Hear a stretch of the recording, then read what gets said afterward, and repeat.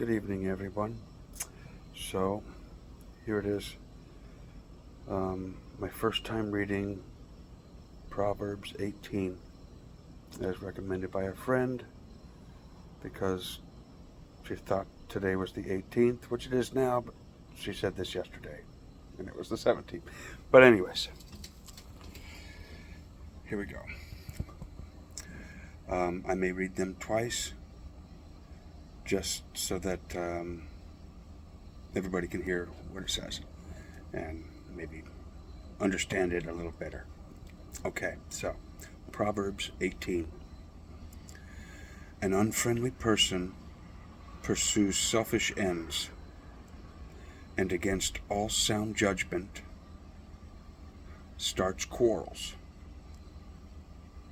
An unfriendly person pursues selfish ends, and against all sound judgment starts quarrels. 18:2. Fools find no pleasure in the understanding, but delight in airing their own opinions. Oh, I added a word in there. It says, fools find no pleasure in understanding, but delight in airing their own opinions. 18:3. The wickedness comes, so does contempt, and with shame comes reproach. When wickedness comes, so does contempt, and with shame comes reproach.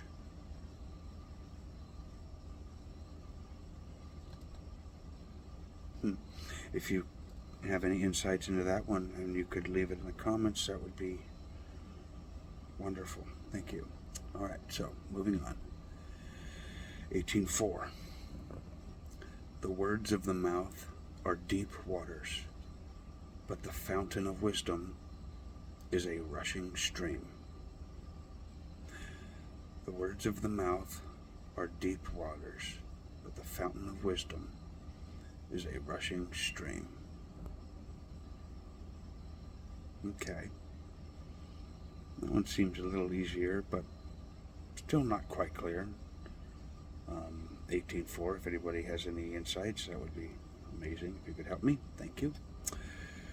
Okay, 18:5. It is not good to be partial to the wicked, and so deprive the innocent of justice.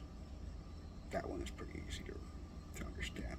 It is not good to be partial to the wicked, and so deprive the innocent of justice. That's just like these guys claiming that Charlie Kirk was a racist and all these things, so that it justifies the assassin's bullet. It is not good to be partial to the wicked, the assassin, and so deprive the innocent, Charlie Kirk, of justice. Sorry, might have to interject a little bit of personal feelings into these, since this is a very personal journey. Okay, so 18:6. The lips of fools bring them strife, and their mouths invite a beating. The lips of fools bring them strife, and their mouths invite a beating. That one's pretty self-explanatory also. All right, cool, I like that one. 18:7. The mouths of fools are their undoing, and their lips are a snare to their very lives. The mouths of fools are their undoing, and their lips are a snare to their very lives. Wow. Yeah. If you have any comments to add about that one, please do. If you could preface it with the verse, Proverbs 18. That was 18:7. Help me kind of make some sense and organize these things. All right, this is my first one of these, so I think I'll be doing a lot of them. All right, 18:8. The words of a gossip are like choice morsels. They go down to the inmost parts. The words of a gossip are like choice morsels. They go down to the inmost parts. That one's a little bit more cryptic. If you could help me out with that, that'd be wonderful. That was 18:8. All right, this is 18:9. One who is slack in his work is brother to one who destroys. One who is slack in his work, lazy in his work, is brother to one who destroys.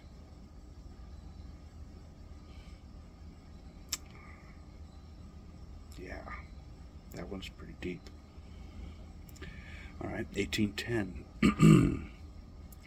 The name of the Lord is a fortified tower. The righteous run to it and are safe. The name of the Lord is a fortified tower. The righteous run to it and are safe. Okay. That was 18:10. 18:11. The wealth of the rich is their fortified city. They imagine it a wall too high to scale. 18:12. Wait, I should do that one again. 18:11. The wealth of the rich is their fortified city. They imagine it a wall too high to scale. 18:12. Before a downfall, the heart is haughty. But humility comes before honor. Before a downfall, the heart is haughty. That's like arrogant, self-centered. Maybe? Could I be right? Help me in the comments, please. Before a downfall, the heart is haughty, but humility comes before honor. Okay, 18:13. I think we're about halfway done here. To answer before listening, that is folly and shame. To answer before listening, that is folly and shame. That one, pretty self-explanatory. 18:14. Proverbs 18:14. The human spirit can endure in sickness, but a crushed spirit who can bear? Oh, that's the first one that ends in a question mark. The human spirit can endure in sickness, but a crushed spirit who can bear? Who can bear a crushed spirit? The human spirit can endure almost anything except being crushed, probably by gossip and canceling. 18:15. The heart of the discerning acquires knowledge, for the ears of the wise seek it out. The heart of the discerning acquires knowledge, for the ears of the wise seek it out. Okay. 18:16. A gift opens the way and ushers the giver into the presence of the great. A gift opens the way and ushers the giver into the presence of the great. You know, that I can relate to that one. A quick story. Last Thursday, as you all know, Charlie Kirk was assassinated on live television, and I, unfortunately, saw some of the worst, most graphic videos, and I have not been able to get them out of my mind. And I knew we were leaving Sunday to fly out to Tennessee for our vacation, and I was not able to get any memorabilia. I want to start conversations like Charlie, but a little more passive. I want them to start the conversation with me. So I found a place in Pigeon Forge where we're staying, and it was it was the Trump store. Pretty cool. And I called the guy.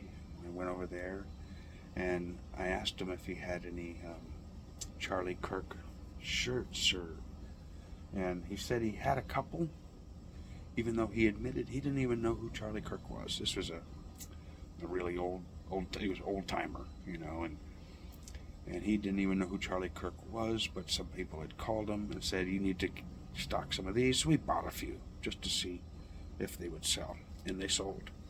And so he had a cup, and on the cup, really nice, matter of fact, it's just like this shirt, it says, "We are all Charlie Kirk."